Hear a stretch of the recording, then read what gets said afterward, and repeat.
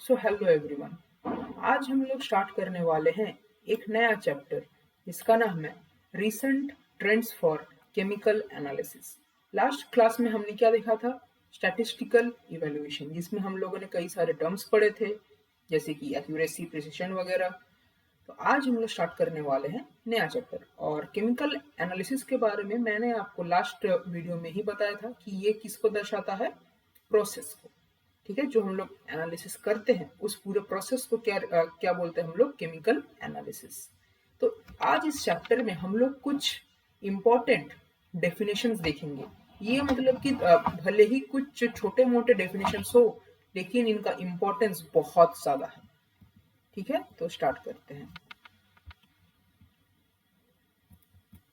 सबसे पहला डेफिनेशन देखिए क्या है? टेक्निक्स। टेक्निक क्या है? A technique is a scientific principle. ये क्या है? साइंटिफिक प्रिंसिपल है। Useful for providing, technique is a scientific principle useful for providing compositional information. मतलब जैसे कि ये क्या है? एक साइंटिफिक प्रिंसिपल है। स्पेक्ट्रोफोटोमेट्री हो गया या कॉम्प्लेक्सोमेट्री टाइट्रेशन वगैरह हो गया, तो उसमें एक मतलब कि एक हम लोग कुछ प्रिंसिपल यूज करते हैं ना, कि एक कोई एक्सपेरिमेंट हम लोग को परफॉर्म करना होता है, तो उसमें एक कुछ प्रिंसिपल होता है। जैसे कि कॉम्प्लेक्सोमेट्री में क्या है? जैसे कि कोई एक मेटल होगा और लिगैंड होगा, ईडीटीए वगैरह, तो वो कैसे कंबाइन करेंगे, तो ये कुछ प्रिंसिपल के बेसिस पे ये सब काम करता है ना, तो उसी को हम लोग बोलते हैं टेक्निक। नेक्स्ट हम लोग का डेफिनेशन है मेथड। मेथड क्या है? Method is a adaptation of the technique. देखिए, adaptation of the technique using the appropriate chemistry. मतलब टेक्निक एक ब्रॉड टर्म है। टेक्निक क्या है? एक ब्रॉड टर्म। ठीक है, और मेथड क्या है? मेथड है, ठीक है, मेथड क्या है? It is an adaptation of the technique, so it is selective for a given analyte, like determination of Fe by ferroin formation, magnesium 2 plus determination using EDTA। जैसे सोचिए कि ये हम लोग के पास एक मेथड है कॉम्प्लेक्सोमेट्री। ठीक है, कॉम्प्लेक्सोमेट्रिक टाइट्रेशन में हम लोग इसमें क्या डिटरमिन कर सकते हैं? कॉम्प्लेक्सोमेट्री में हम लोग किसी एक मेटल का स्ट्रेंथ डिटरमिन कर सकते हैं ना, तो इसमें काफी सारे मेटल्स आते हैं। जैसे सोचिए कि Mg2+ आएंगे, Ca2+ आएगा, ठीक है, और भी कई सारे ऐसे मेटल आते हैं। मतलब कि इन जनरल एक कोई मेटल के लिए, ठीक है, Mn+, ठीक है, कोई भी एक मेटल के लिए क्या होता है? टेक्निक होता है कि वो कैसे कॉम्प्लेक्स करेगा कॉम्प्लेक्सोमेट्रिक टाइट्रेशन के लिए। ठीक है, तो टेक्निक क्या है कि सपोज एक कोई पर्टिकुलर एक्सपेरिमेंट के टाइप के लिए उसका एक कुछ प्रिंसिपल होता है, किस प्रिंसिपल पे वो काम करता है उसको हम लोग बोलते हैं टेक्निक। तो वो एक जनरल टर्म है। लेकिन मेथड में क्या है कि पर्टिकुलरली मैग्नीशियम के लिए हम लोग कौन सा प्रिंसिपल पर थोड़ा सा और हम लोग उसमें गहराई में जाते हैं, वो होता है मेथड। मतलब एक तो मतलब कि जैसे कि टेक्निक है कि एक कोई मेटल रहेगा Mn+, और एक कोई कॉम्प्लेक्स करने के लिए एक आपके पास कोई एक लिगेंड रहेगा, ये दोनों कॉम्प्लेक्स करेंगे तो ये कॉम्प्लेक्सोमेट्रिक टाइट्रेशन हो जाएगा। लेकिन Mg के लिए, खासकर मैग्नीशियम 2+ के लिए हम लोग क्या यूज करते हैं? EDTA। तो ये जो हम लोग जब इसका जो प्रिंसिपल देखेंगे कि Mg2+ और EDTA के बीच में कैसे बॉन्डिंग हो रहा है, वो हो जाएगा मेथड। मतलब ये थोड़ा सा और पर्टिकुलर है। नेक्स्ट हम लोग देखते हैं प्रोसीजर। प्रोसीजर क्या है? ये consist of written directions necessary to utilize the method. ठीक है, अब हम लोग को मेथड हम लोग पता चल गया कि ये एक मतलब कि टेक्निक का एडेप्टेशन है कि हम लोग को ऐसे करना है, मतलब ये होता है एक्चुअली में। ठीक है, और प्रोसीजर क्या है कि वो हम लोग करेंगे कैसे। ठीक है, मतलब कि उसके लिए कुछ एक रिटर्न में कुछ एक होना चाहिए ना कि इसके बाद ये फॉलो करना है, उसके बाद ये फॉलो करना है, तो वो हो गया हम लोग के पास प्रोसीजर। ठीक, तो प्रोसीजर क्या हुआ? Written directions necessary to utilize the method. इस मेथड को हम लोग को यूटिलाइज करना पड़ेगा, उसके लिए कुछ रिटन डायरेक्शंस होना चाहिए। नेक्स्ट हम लोग देखते हैं प्रोटोकॉल। प्रोटोकॉल क्या है? It is a set of definitive directions, ठीक है, definitive directions that must be followed without exception. if the analytical results are to be accepted for given purpose. Suppose कीजिए कि आपको निकालना है Mg2+ का कंसेंट्रेशन कॉम्प्लेक्सोमेट्री करके, तो उसके लिए आपको उसका टेक्निक पता चल गया, मेथड पता चल गया और आपको उसका प्रोसीजर भी आपको मिल गया, लेकिन उसके साथ साथ आपको कुछ नियमों का पालन करना पड़ेगा ताकि आपको जो रिजल्ट आपको मिले वो मतलब एक्सेप्टेड रिजल्ट हो, ठीक है, मतलब वो रिजल्ट गड़बड़ ना हो, वो सही रिजल्ट हो। जैसे एक एग्जांपल देखिए, applicable mainly for quality control and forensic aspects governed by specific laws.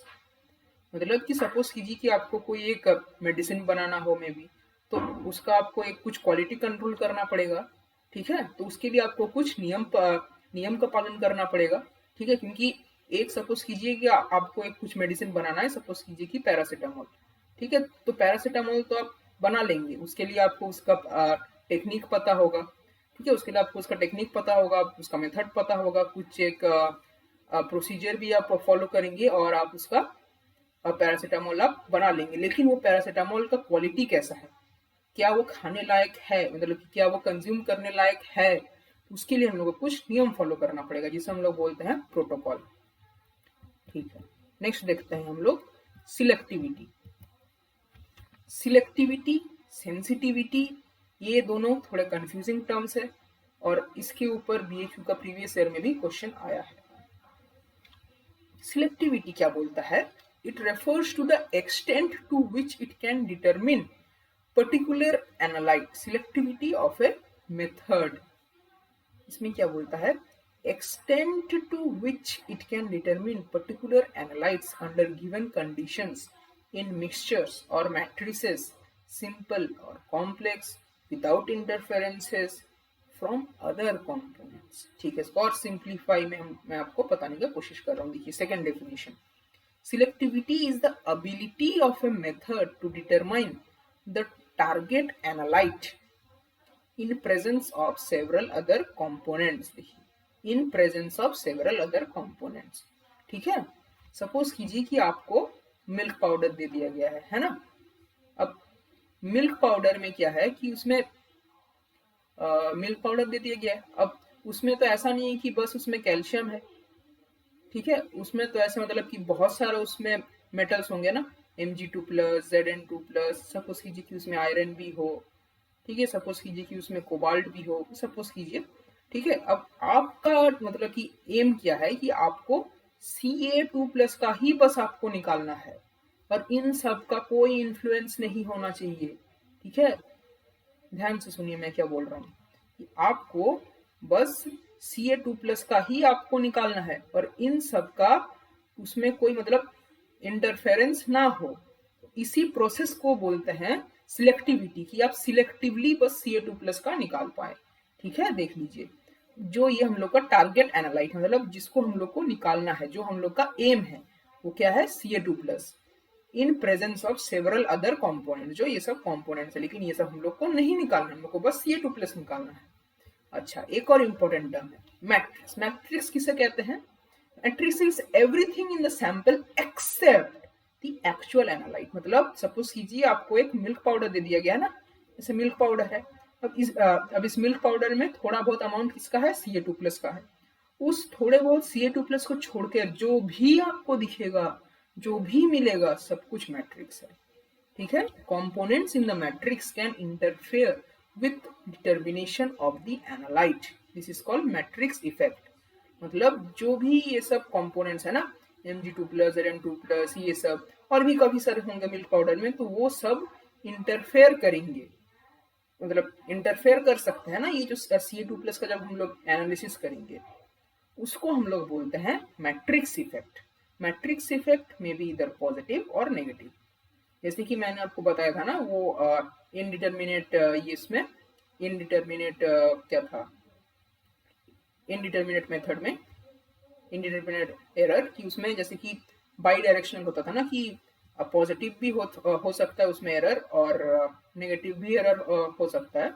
तो वैसा इसमें भी है कि मैट्रिक्स इफेक्ट से क्या होगा कि सपोज कीजिए हम लोग को Ca2+ का अमाउंट निकालना है, तो सपोज कीजिए कि उसका वैल्यू आना चाहिए 7.2 ग्राम, ठीक है, पर KG of milk powder, just suppose कीजिए। तो इसमें क्या हो सकता है कि इसमें कुछ एक पॉजिटिव एरर और एक नेगेटिव एरर हो सकता है, मतलब कि इसका वैल्यू हम लोग को ज्यादा भी मिल सकता है, मे भी सपोज कीजिए कि इसका वैल्यू हम लोग को 7.4 मिल गया, या फिर मे भी सपोज कीजिए कि इसका वैल्यू हम लोग को 7.0 भी मिल सकता है, मतलब दोनों डायरेक्शन में हो सकता है। अच्छा, नेक्स्ट आता है हम लोग लीनियरिटी में, ठीक है, लीनियरिटी। लीनियरिटी भी अच्छे से देख लीजिएगा, ये भी इंपॉर्टेंट है, ठीक है। लीनियरिटी क्या है? अच्छा देखिए, सबसे पहले हम लोग को समझना पड़ेगा, एक है कैलिब्रेशन कर्व। कैलिब्रेशन कर्व बोल सकते हैं हम लोग इसे, या फिर स्टैंडर्ड कर्व बोल सकते हैं, या एनालिटिकल कर्व भी बोल सकते हैं। तो किसी भी नाम से आपके पास क्वेश्चन आ सकता है, आपको ध्यान देना पड़ेगा। ये कुछ नहीं है, सिंपली क्या है, ये बस एक ग्राफ है या प्लॉट है, किसके बीच में, सिग्नल या रिस्पॉन्स बोल सकते हैं, ठीक है। तो वाई एक्सिस में क्या होता है, सिग्नल, एक्स एक्सिस में क्या होता है, कंसेंट्रेशन ऑफ स्टैंडर्ड, ठीक है। अब ये सिग्नल मतलब क्या हो सकता है, इसमें एब्जॉर्बेंस हो सकता है, ठीक है, पोलरोग्राफिक करंट हो सकता है, स्पेक्ट्रोफोटोमीटर में हम लोग एब्जॉर्बेंस देखते हैं ना। जैसे कि सपोज कीजिए आपको एक किसी चीज का आपके पास सपोज कीजिए कुछ सोल्यूशन है, ठीक है, आपके पास एक कुछ सोल्यूशन है, सपोज कीजिए किसका होगा, कुछ फेरस थायोसाइनेट या कुछ भी आप समझ लीजिए कि किसी एक चीज का आपके पास सोल्यूशन है, ठीक है। ए मॉलिक्यूल का आपके पास एक कुछ सोल्यूशन है, ठीक है, और एक्स एक्सिस में हम लोग क्या करते हैं, हम लोग उसका कंसेंट्रेशन वेरी करते रहेंगे, ठीक है, 0 से 10, मतलब कि इंक्रीजिंग ऑर्डर में हम लोग इसका कंसेंट्रेशन वेरी करेंगे।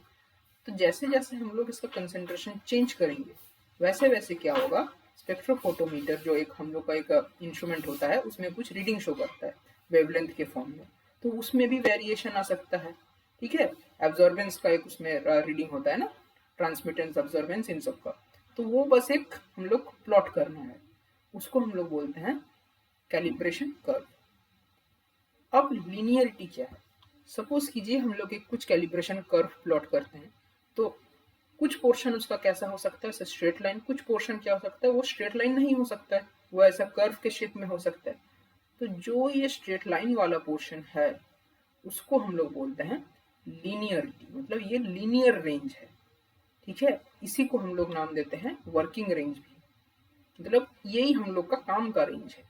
तो ये एक पर्टिकुलर एक कंसेंट्रेशन तक ही लीनियर रेंज रहेगा, उसके आगे भी जाएंगे तो भी आपका ये कर्व हो जाएगा, ये लीनियर रेंज नहीं रहेगा, ठीक है, ये लीनियर रेंज नहीं रहेगा। और एकदम बहुत कम कंसेंट्रेशन हो जाएगा तो भी लीनियर रेंज नहीं होगा, क्योंकि उसमें हम लोग को ठीक से इसका रिजल्ट मिल नहीं पाएगा। देख लीजिए लीनियर रेंज क्या है, इट इज ए रेंज, ठीक है, जहां पर ये कर्व ये लीनियर में रहेगा, ठीक है। अब इसका कंसेंट्रेशन ये ऐसे एक माना जाता है 0.1 से 10 माइक्रोमोलर में होता है, तो ये अच्छा लीनियर रेंज मतलब कि फॉलो कर सकता है। ये कर्व का इक्वेशन कैसा होता है, देखिए y is equal to M X plus B, जो सिंपल एक हम लोग का इक्वेशन पड़ता है ना स्ट्रेट लाइन का, वैसा है। एक जो ये है कि इसमें मिनिमम 5 कंसेंट्रेशन लेवल्स होने चाहिए, मतलब इस लीनियर रेंज में कम से कम आपको 5 कंसेंट्रेशन मेजर करना है। ये जैसे ये गोले गोले है ना, ये मतलब कि कुछ पॉइंट्स है, ठीक है, ऐसे कम से कम 5 पॉइंट्स होने चाहिए, तभी वो मतलब कि ज्यादा वैलिड माना जाता है। तो लीनियरिटी का डेफिनेशन देख लीजिए, a plot of response and concentration, ठीक है, ये रेस्पॉन्स हो गया, ये कंसेंट्रेशन हो गया of standard analyte, gives the linear range by which concentration of unknown sample can be evaluated। तो linearity का इंपॉर्टेंस क्या है कि यदि ये कर्व लीनियर रहेगा तो ही हम लोग उसको इवेल्युएट कर सकते हैं, ठीक है, तभी हम लोग उसका कुछ रिजल्ट निकाल सकते हैं, कुछ कंक्लूड कर सकते हैं। ये हो गया लीनियरिटी। नेक्स्ट हम लोग आते हैं sensitivity. Sensitivity is the ability to distinguish two different concentration. ये डेफिनेशन पर क्वेश्चन आया हुआ है प्रीवियस ईयर में, ये देख लीजिएगा, ठीक है, बीएचयू का प्रीवियस ईयर में इसी क्वेश्चन के ऊपर इसी सेंटेंस के ऊपर क्वेश्चन आया हुआ है, ability to distinguish two different concentration, और एक बार नहीं शायद से 2-3 साल में क्वेश्चन आया हुआ है इसी एक डेफिनेशन पर, ability to distinguish two different concentration।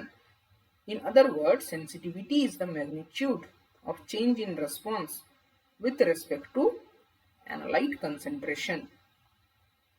ठीक है, कि sensitivity is determined by the slope of the calibration curve. देखिए, एक कैलिब्रेशन कर्व आपका ये है, एक आपका ये है ना, दो अलग अलग कर्व है, तो जिसका स्लोप ज्यादा वो ज्यादा सेंसिटिव है, इसका इस वाले का स्लोप ज्यादा है, ठीक है, और इस वाले का स्लोप कम है, तो ज्यादा स्लोप ये ज्यादा सेंसिटिव है। High slope value high sensitivity, low slope value low sensitivity. अच्छा, सेंसिटिविटी एक बार इसका डेफिनेशन समझ लीजिए कि क्या है। सपोज कीजिए आपके पास 5 कंसेंट्रेशन है, ठीक है, सपोज कीजिए 4.2, 4.6, 4.8, 5.0, सपोज कीजिए आपके पास 4 कंसेंट्रेशन है, ठीक है। इनका आप क्या कर रहे हैं, स्पेक्ट्रोफोटोमीटर जो इंस्ट्रूमेंट हुआ उस पर आप इन चारों कंसेंट्रेशन को एक एक बार करके रखें। अब हम लोग क्या देखेंगे, इसमें चेंज इन वेवलेंथ होता है ना, मतलब उसमें हम लोग सोचे कि हम लोग को वेवलेंथ देखना है, ठीक, तो इसमें हम लोग क्या देखते हैं, वेवलेंथ लैम्डा।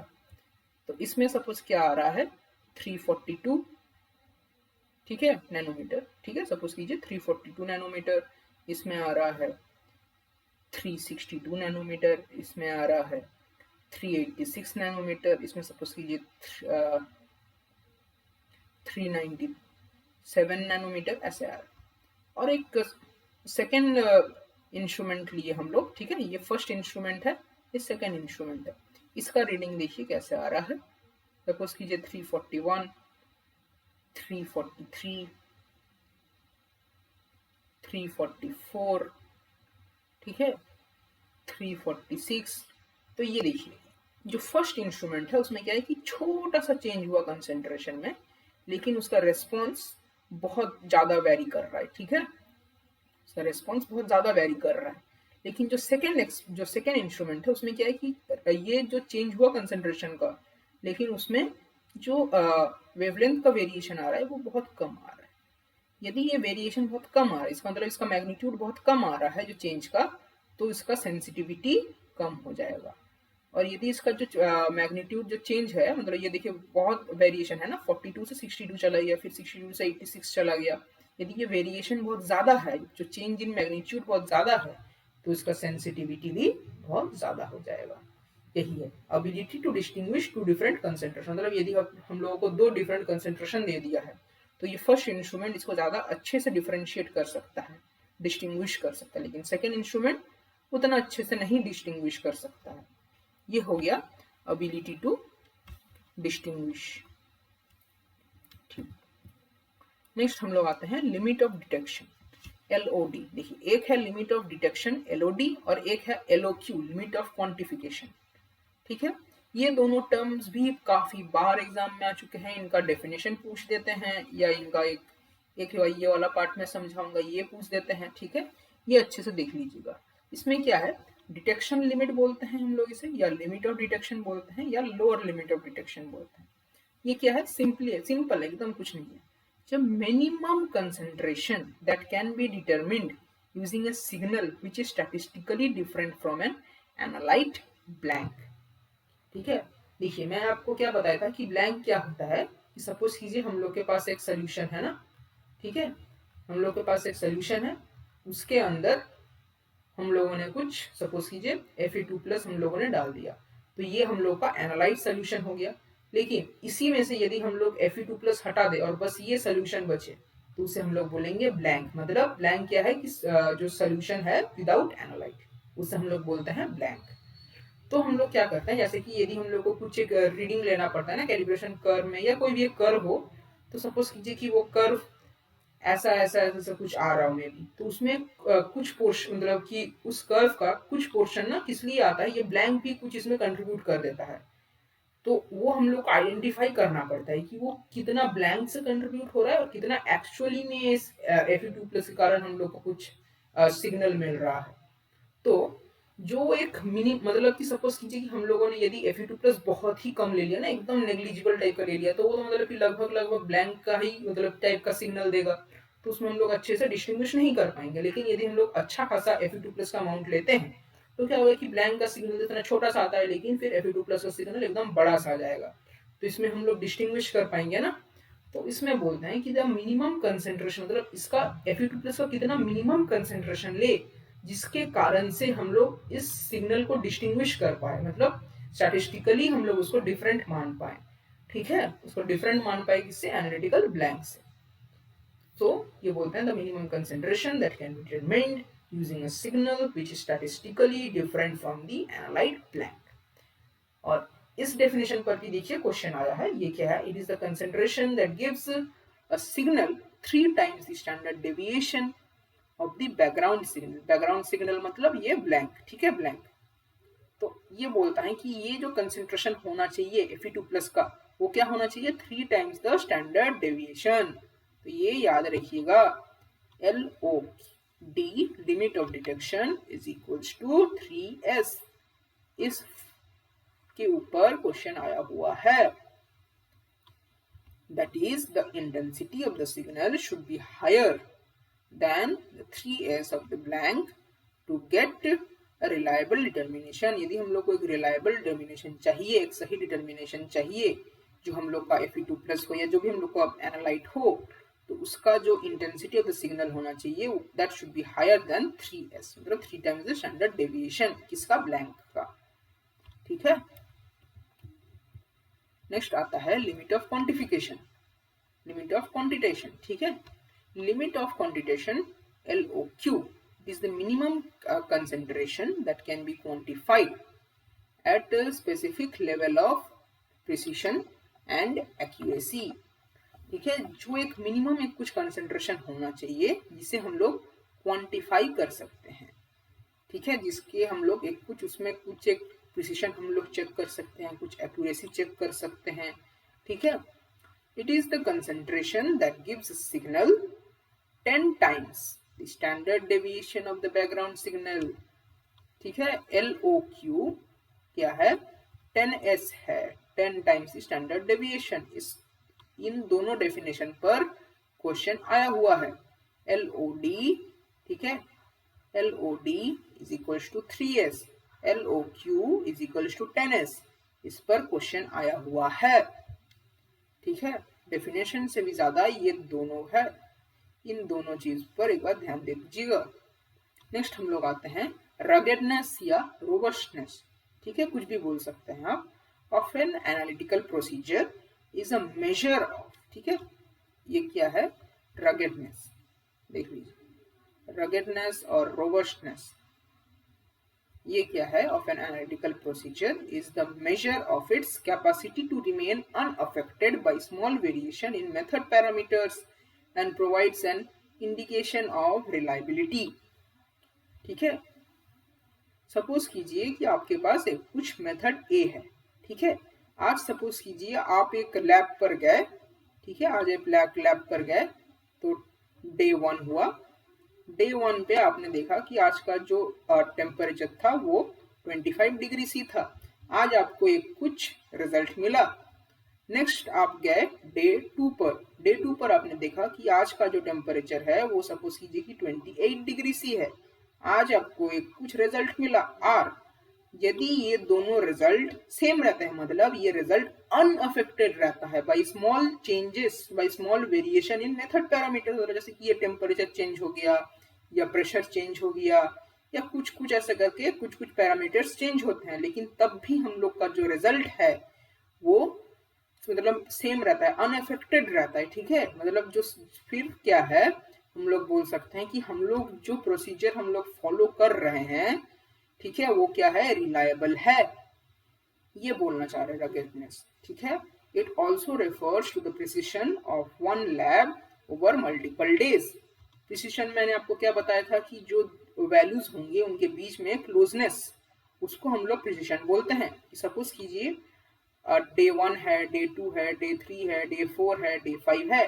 यहाँ पर आपको कुछ एक टाइट्रेशन करना पड़ रहा है, उसमें आपका जो वॉल्यूम आ रहा है डे 1 में आपका आया 7.1, डे 2 में आया 7.2, डे 3 में आया फिर 7.1, 7.1। ठीक है, ऐसे करके सपोज कीजिए 7.0। तो ये बहुत क्लोज वैल्यू है ना, तो इनमें क्या है कि प्रिसिशन अच्छा खासा है। तो या फिर मतलब इससे भी ज्यादा क्लोज हो सकता है। तो यदि ऐसा हुआ कि एक लैब में ये आप अलग अलग दिन किए हैं लेकिन तब भी उसमें वो आपको रिजल्ट जो है प्रिसाइज मिल रहा है ओवर मल्टीपल डेज, तो हम लोग उसको रोबस्ट या रगेडनेस, मतलब जो हम लोग मेथड फॉलो कर रहे हैं वो रोबस्ट है। ठीक है, मतलब वो चेंज नहीं हो रहा, उसमें वेरिएशन नहीं आ रहे हैं, क्योंकि हर दिन आप जाएंगे लैब में तो उसका तो मतलब कि कंडीशन अलग अलग रहेगा ना, टेम्परेचर अलग हो जाएगा, प्रेशर अलग हो जाएगा, और भी कई सारे फैक्टर्स होता है, वो सब अलग अलग हो जाते हैं, लेकिन तब भी हम लोग को रिजल्ट सेम मिलेगा या बहुत क्लोज मिलेगा। अच्छा, नेक्स्ट है गुड लेबोरेटरी प्रैक्टिस। ठीक है, ये क्या है गुड लेबोरेटरी प्रैक्टिसेस, मतलब लैब के अंदर हम लोग को कुछ नियमों को फॉलो करना पड़ता है। It can be defined as a body of rules, ये कुछ एक सेट ऑफ रूल्स है। ऑपरेटिंग प्रोसीजर्स, इसमें कुछ प्रोसीजर्स भी हो सकते हैं, and practices established by a given organization that are considered to be mandatory. ठीक है, with a view to ensure quality and correctness in the results produced by the laboratory. Suppose कीजिए आपको बोला गया है कि एक कुछ आप टाइट्रेशन कीजिए। ठीक है, आपको एक कुछ टाइट्रेशन करना है, आप तो टाइट्रेशन कर लेंगे, लेकिन वो कंडक्ट करते टाइम आपको कुछ नियमों का पालन करना पड़ेगा। वो नियम कौन ठीक कर देगा? जिस लैब में आप काम कर रहे होंगे, वो जो ऑर्गेनाइजेशन है, वहां पर कुछ सेट ऑफ रूल्स रहेंगे ताकि आपका जो रिजल्ट आए वो करेक्ट हो, उससे हम लोग को क्वालिटी रिजल्ट मिले। ठीक है, यदि सपोज कीजिए कि हम लोग को कुछ एक मेडिसिन हम लोग को सिंथेसाइज करना है, तो सिंथेसाइज तो हम लोग कर लेंगे, लेकिन हम लोग को साथ ही में उसका क्वालिटी भी इंश्योर करना पड़ेगा। ठीक है ना, तो वो करने के लिए कुछ एक सेट ऑफ रूल्स होते हैं, और या फिर कुछ एक प्रैक्टिसेस होते हैं, ऑपरेटिंग प्रोसीजर्स होते हैं, वो सब जो आप लेबोरेटरी में काम कर रहे हैं वो सेट करेंगे। इनको हम लोग बोलते हैं good laboratory practices, GLP. GLP ensures correct results are reported, है ना, उसके लिए जीएलपी बन रहा है। Laboratory should have standard operating procedures, SOP. SOP का फुल फॉर्म देख लीजिए, स्टैंडर्ड ऑपरेटिंग प्रोसीजर, मतलब जो भी आप एक्सपेरिमेंट परफॉर्म कर रहे हैं उसके लिए कुछ स्टैंडर्ड ऑपरेटिंग प्रोसीजर्स होना चाहिए for every method. It is applicable for all companies and all laboratories, मतलब कि सपोज कीजिए कि आपको किसी फार्मा कंपनी वगैरह में जॉब मिला है, या तो आप कोई अपने यूनिवर्सिटी या कॉलेज के लैब में आप काम कर रहे हैं, तो उसमें आपको कुछ नियमों का पालन करना पड़ता है, वो हम लोग बोलते हैं GLP, good laboratory practices. Next आता है जीएमपी। जीएमपी क्या है? It is a guideline mandated by the government to regulate production, verification, validation of drugs, food and or medical devices and related products, ensuring that the finished products are effective and safe for marketing distribution. Suppose कीजिए कोई एक company है, ठीक है, उस company का एक कोई फैक्ट्री है। ठीक है, तो फैक्ट्री में क्या होगा? मैन्युफैक्चरिंग होगा, है ना। फैक्ट्री में क्या होता है? मैन्युफैक्चरिंग होता है। तो वो जो मैन्युफैक्चरिंग करते टाइम सारे प्रिकॉशंस का ध्यान रखना चाहिए, ताकि हम लोग को जो प्रोडक्ट मिलेगा वो सेफ हो। नहीं तो ऐसा हो सकता है कि शायद हम लोग को कुछ प्रोडक्ट मिले, उसे कंज्यूम करने के बाद हम लोग का हेल्थ डिटोरिएट कर जाए, या फिर मतलब कि कुछ ना कुछ प्रॉब्लम हो सकते हैं। तो जो फिनिश प्रोडक्ट्स हैं वो काम के हों, इफेक्टिव हो एंड सेफ हो, ये ध्यान रखा जाता है। चाहे वो प्रोडक्ट कुछ भी हो सकता है, ड्रग, फूड, मेडिकल डिवाइसेस। ठीक है, तो उसी को रेगुलेट करने के लिए, उसका प्रोडक्शन रेगुलेट करने के लिए आता है। It include all guidelines related to process validation, मतलब जो भी हम लोग मतलब कि जिस प्रोसेस से भी उसका मैन्युफैक्चर हो रहा है उसको वैलिडेट करते हैं। Comprehensive corrective and prevent action, vendor qualification as well as design and management reviews, मतलब सब कुछ हम लोग देखते हैं। उसका डिजाइनिंग देखेंगे, उसका मैनेजमेंट रिव्यू देखेंगे, जो वेंडर है उसका क्वालिफिकेशन देखेंगे, मतलब काफी सारे कुछ गाइडलाइंस होते हैं, उनको हम लोग को फॉलो करना है। GMPs minimise the risk to the patient involve in any pharmaceutical production. ठीक है, ये मिनिमाइज करता है रिस्क को। नेक्स्ट एक छोटा सा बस लास्ट क्वेश्चन है। GMPs are that part of quality assurance which ensures that products are consistently produced and controlled to the quality standards appropriate to their intended use. GMP क्या है? ये क्वालिटी अश्योर करता है ना, ये क्वालिटी अश्योरेंस मतलब जो भी हम लोग को प्रोडक्ट मिलेगा वो स्टैंडर्ड क्वालिटी का होना चाहिए। जैसे आप लोग कई सारे कुछ देखते हैं ना, ISI मार्क है, FSSAI मार्क है, तो ये सब क्या है? GMP टाइप का ही ये सब है ना, कि ये सब क्वालिटी इंश्योर करते हैं। GLPs, अब ये GLP है, ये GMP था। GLPs help a manufacturer better recognize, investigate and take appropriate planned action to protect the customer, to protect the consumer and marketplace from exposure to any potentially harmful ingredients or practices. ठीक है, इससे क्या होगा कि हम लोगों को harm नहीं होगा GLP से, इससे हम लोगों को सेफ मिलेगा। इंग्रेडिएंट जो इंग्रेडिएंट्स होंगे वो सब हम लोग को सेफ इंग्रेडिएंट्स होने चाहिए ना, वो हार्मफुल नहीं होने चाहिए। नेक्स्ट 10 GMP, अब ये GMP है, good manufacturing practices help to ensure the consistent quality को इंश्योर करेगा, सेफ्टी ऑफ द प्रोडक्ट्स को इंश्योर करेगा by focusing on 5 key elements which are often referred to as 5 P's। ठीक है, 5 P's ऑफ GMP। वो क्या है? पीपल को ध्यान रखना चाहिए, प्रेमिसेस मतलब उसके आसपास का जो एरिया है फैक्ट्री का, उसको ध्यान रखना चाहिए।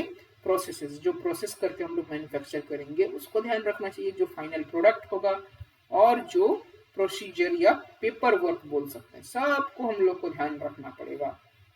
इसी को हम लोग फिर यही सब GMP में ध्यान रखा जाता है, और GLP में लेबोरेटरी के अंदर हम लोग को ताकि अच्छा रिजल्ट मिले, उसमें इंग्रेडिएंट्स अच्छे हो, ये सब GLP का काम होता है। ठीक है, तो अब हम लोग एक क्विक रिवीजन कर लेते हैं, आज हम लोगों ने क्या पढ़ा। तो आज का जो हम लोग का टॉपिक था वो क्या था? Recent trends for chemical analysis. वो छोटा सा टॉपिक है लेकिन बहुत काम का टॉपिक है। इसमें हम लोगों ने पहले कुछ डेफिनेशंस पढ़े कि टेक्निक क्या होते हैं। टेक्निक बस एक ब्रॉड टर्म है, ये कुछ साइंटिफिक प्रिंसिपल्स होते हैं जिसके मदद से हम लोग एक कुछ एक्सपेरिमेंट परफॉर्म कर सकते हैं ना। और मेथड क्या है? उसी जो टेक्निक एक ब्रॉड टर्म है, उसमें यदि कुछ स्पेसिफिक मेटल के लिए करना है, फिर मतलब कि कुछ एक स्पेसिफिक एनालाइट के लिए हम लोग को करना है, तो उसको हम लोग बोलते हैं मेथड। मेथड मतलब क्या? उसका एक टेक्निक का एडेप्टेशन है। नेक्स्ट है प्रोसीजर। ठीक है, यदि हम लोग को वो मेथड फॉलो करना है तो उसके लिए कुछ रिटन डायरेक्शंस होने चाहिए कि ऐसे ऐसे करके स्टेप बाय स्टेप फॉलो करना है, उसको हम लोग बोलेंगे प्रोसीजर। नेक्स्ट है प्रोटोकॉल। प्रोटोकॉल क्या है? ये कुछ एक सेट ऑफ डेफिनेटिव डायरेक्शंस हैं जिससे कारण क्या होता है, जिसको हम लोग को फॉलो करना पड़ता है ताकि जो हम लोग का जो रिजल्ट आए वो एक्यूरेट आए, वो एक्सेप्टेड हो। ठीक है, एक कुछ सेट ऑफ डायरेक्शंस होते हैं।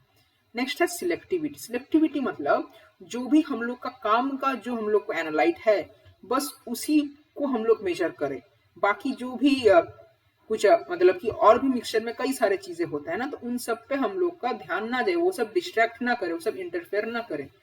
तो वो जो हम लोग को सिलेक्टिवली हम लोग को जो काम का जो एनालाइट है उसी पर फोकस करना है, उसको हम लोग सिलेक्टिविटी ऑफ द मेथड बोलते हैं। मतलब उस मेथड से हम लोग बस उसी पर फोकस करके निकाल सकते हैं उसका वैल्यू, और दूसरे किसी का वैल्यू उसमें आता नहीं है, तो वो होता है सिलेक्टिविटी।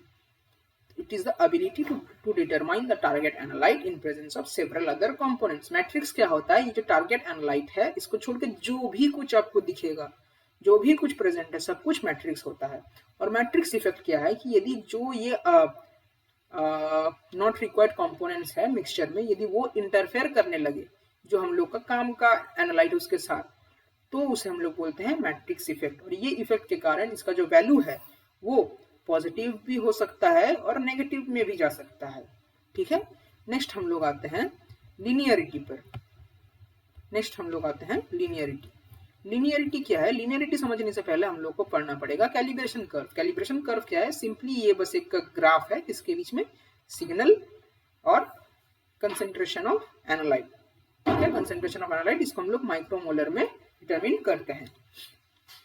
तो ये जो हम लोग कर्व करेंगे, जो कैलिब्रेशन कर्व होगा, इसमें कुछ पोर्शन लीनियर रहेगा और इसके आगे जाएंगे तो वो कर्व हो जाएगा, तो वो नॉन लीनियर है, और इसके कम में भी जाएंगे तो वहां पर हम लोग को अच्छे से वैल्यू नहीं मिलेंगे। तो हम लोग के लिए जो काम का है वो है लीनियर रेंज। लीनियर रेंज के मदद से हम लोग उसको कुछ कंक्लूड करना हो या फिर हम लोग को कुछ कैलकुलेशन, कुछ रिजल्ट निकालना हो, तो इसी लीनियर रेंज से करते हैं। ठीक है, तो ये लीनियर रेंज सबसे काम का है। तो ये जो लीनियर रेंज है, ये जो लीनियर पोर्शन है, इसी को हम लोग लीनियरिटी बोलते हैं। ठीक है। जो ये मतलब ये जो वाला जो पोर्शन है, ये जो इसका फीचर है, इसको हम लोग लीनियरिटी बोलते हैं, और इस लीनियर रेंज को हम लोग वर्किंग रेंज भी बोलते हैं, इसी रेंज पर हम लोग को काम करना रहता है। और इसका जो इक्वेशन होता है वो सिंपल एक जो स्ट्रेट लाइन होता है, y is equal to mx plus B.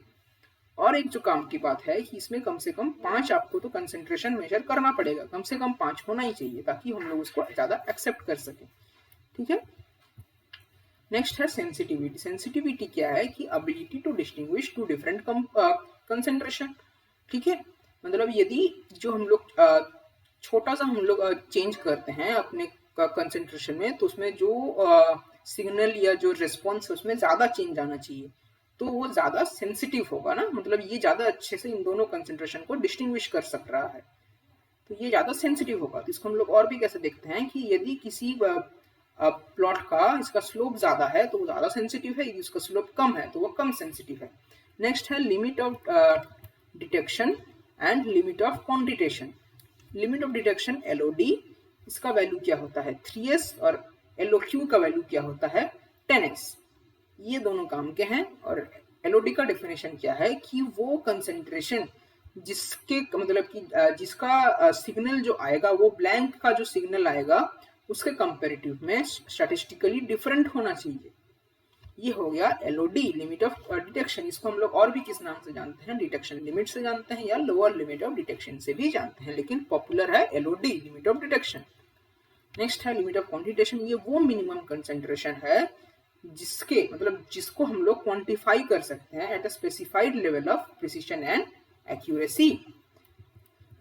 Next है रगेडनेस एंड रोबस्टनेस। वो मतलब इसको हम लोग ये समझ सकते हैं कि ये वो एनालिटिकल प्रोसीजर है जिसके कारण जो हम लोग को रिजल्ट मिलेंगे वो जो छोटे छोटे जो वेरिएशन होंगे मेथड्स का जो पैरामीटर्स हैं उसके जो वेरिएशन होने के बावजूद जो हम लोग को रिजल्ट मिलेंगे वो चेंज नहीं होंगे, नियरली सेम रहेंगे, तभी हम लोग उस पर रिलाई कर सकते हैं ना। नहीं तो क्या हुआ कि सपोज कीजिए कि आपको गर्मी में आप देखे तो आपको मिल गया 7.1, सर्दियों में आप गए तो आपको मिल गया सपोज की शायद से 8.8, तो बहुत वेरिएशन आ जा रही है, तो सही नहीं है।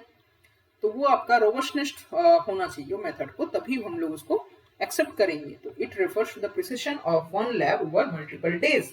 एक ही लैब में यदि आप काम करते हैं तो उसमें यदि वो चेंज नहीं होता है तो उसको हम लोग बोलते हैं रोबस्टनेस या रगेडनेस। नेक्स्ट है गुड लैबोरेटरी प्रैक्टिसेस। इसमें क्या होता है कि किसी एक लैब में यदि आप काम कर रहे हैं, चाहे वो कोई कंपनी हो या आपका यूनिवर्सिटी का लैब हो, तो उसमें कुछ सेट ऑफ रूल्स होते हैं, उसको हम लोग बोलते हैं गुड लैबोरेटरी प्रैक्टिसेस। तो गुड इसीलिए है क्योंकि यदि हम लोग उसको फॉलो करेंगे तो हम लोग को जो रिजल्ट मिलेगा वो ज्यादा एक्यूरेट होगा और उसमें ज्यादा क्वालिटी रहेंगे। ठीक है। यदि हम लोग को कुछ मेडिसिन वगैरह सिंथेसाइज करना है तो उसका क्वालिटी अच्छा रहेगा, मतलब कि उसका क्वालिटी कंट्रोल होगा। ठीक है। इसमें हम लोग को ज्यादा करेक्ट रिजल्ट्स मिलेंगे और इसमें कुछ set of standard operating procedure मतलब SOP होते हैं। ठीक है। नेक्स्ट है GMP। GMP यानी कि GMP आता है गाइडलाइन, मतलब ये गवर्नमेंट की तरफ से कुछ गाइडलाइंस आते हैं हर कंपनी को, क्योंकि उनका कुछ एक फैक्ट्री होता है जिसमें हम लोग वो लोग कुछ मैन्युफैक्चर करते हैं, फिर उसमें से कुछ प्रोडक्ट निकलता है जो हम लोग कंज्यूम करते हैं। ठीक है। तो वो जो प्रोडक्ट बनाते हैं टाइम, जो मैन्युफैक्चरिंग करते हैं टाइम, उन लोगों को काफी कुछ फॉलो करना पड़ता है रूल्स। ठीक है। उसको रेगुलेट कौन करता है, गवर्नमेंट करता है जनरली, ताकि हम लोग को जो प्रोडक्ट मिले वो क्वालिटी में हो, मतलब वो क्वालिटी प्रोडक्ट हो और वो सेफ हो हेल्थ के लिए। ठीक है। ये होता है GMP। तो आई होप आपको आज का लेक्चर अच्छा लगा होगा, आपको आज क्लास में कुछ तो नया सीखने को मिला होगा। तो मिलते हैं फिर अगली क्लास में, तब तक के लिए गुड बाय।